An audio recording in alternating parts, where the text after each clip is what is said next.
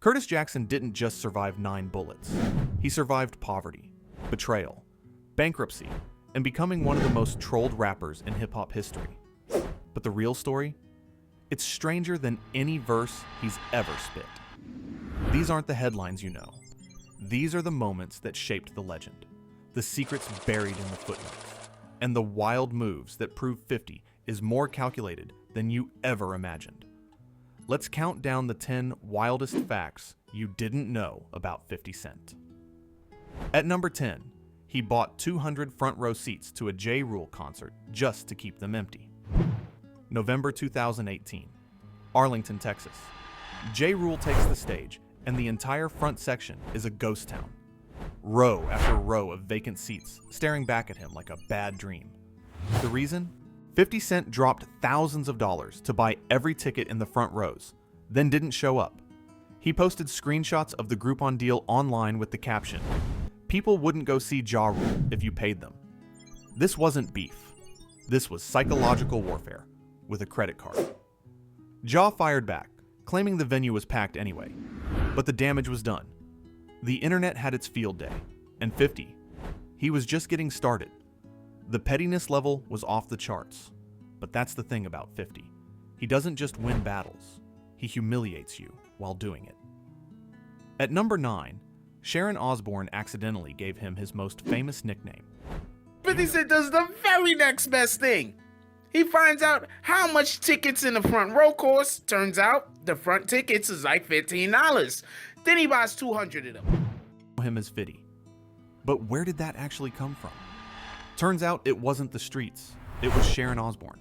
During an appearance on the Stephen Colbert Show, 50 revealed that Sharon, with her thick British accent, kept calling him 50 instead of 50. He thought it was hilarious. She thought she was just pronouncing his name. But the nickname stuck like glue, and now millions of fans around the world call him 50 without knowing they're channeling Sharon Osbourne's accent. It's one of those bizarre little moments where a mispronunciation becomes part of the brand. Imagine building a gangster empire, and your cutest nickname comes from Ozzy Osbourne's wife. That's 50 for you, unpredictable down to the syllables. At number 8, his stage name came from a legendary Brooklyn stick-up artist. Before Curtis Jackson became 50 Cent, there was another 50 Cent. Kelvin Martin, a notorious Brooklyn robber from the 1980s who terrorized the streets and became a legend in the borough. Curtis didn't just pick a random name. He studied the hustle, absorbed the mythology, and claimed the identity as his own. He said it perfectly. The name represents doing whatever it takes to get money. It wasn't about glorifying crime. It was about survival, grit, and the mentality of someone who refuses to lose. Kelvin Martin died young, shot in the streets. Curtis took the name and outlived the curse. He turned 50 Cent into a billion-dollar brand, a symbol not of robbery, but of resilience. The irony? The original 50 Cent faded into street lore. Curtis made the name immortal. At number 7, the Massacre album cover was designed to look like a Ninja Turtle. 2005, the Massacre drops, and the cover art shows 50 in this bright, cartoonish style that no one expected. Turns out it was deliberate. 50 wanted the artwork to resemble the Teenage Mutant Ninja Turtles because his son was obsessed with them. Donatello was 50's favorite, the smart one with the purple mask. So he worked with the designers to give himself that animated comic book vibe. The result?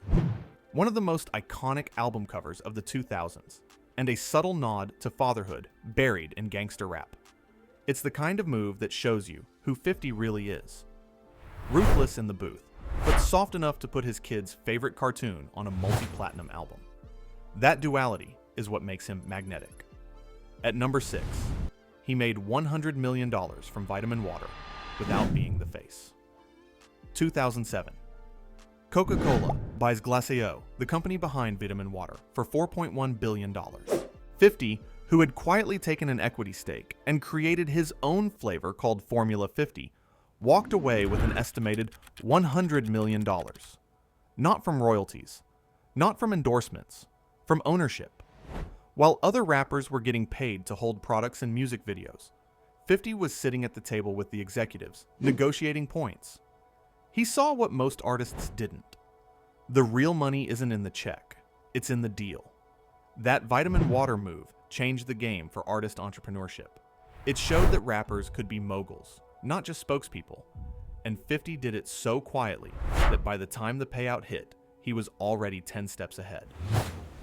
At number 5, he doesn't drink alcohol or smoke anything, ever. Here's the twist. 50 Cent, the guy who glorified the drug game in his lyrics, who sold crack in Queens, who built an empire on street credibility. He's completely sober. Always has been. Never touched drugs as a user. Never drank. Never smoked. He watched substances destroy his family, watched his relatives spiral, and made a decision early. He'd sell it, but he'd never use it. That level of discipline in an environment designed to break you, that's next level. While everyone around him was getting high on their own supply, 50 stayed sharp, calculated, and in control. It's one of the reasons he survived when so many others didn't. Sobriety in the drug game isn't just rare, it's a superpower. At number 4, he competed in the Junior Olympics as a boxer at age 11. Before the microphone, there were the gloves. 50 started boxing at 11 years old in Queens, training hard enough to compete in the Junior Olympics during the mid-1980s. He had speed, footwork, and that relentless mentality that would later define his music career. Boxing taught him discipline, pain tolerance, and how to read an opponent. When he got shot 9 times in 2000, doctors said his recovery was partly due to his conditioning. Years later, he became a licensed boxing promoter and started SMS Promotions, bringing that same competitive energy. A two-time world champion has always been a little bit resentful of having to work in the shadow of Stevenson. Ever since he was to the business side. The ring shaped him. It gave him the mindset of a fighter who never quits, even when the odds are stacked against him. At number 3, he filed for bankruptcy despite having millions in assets. July 2015. 50 Cent files for Chapter 11 bankruptcy. The headlines scream that he's broke. But here's the real story.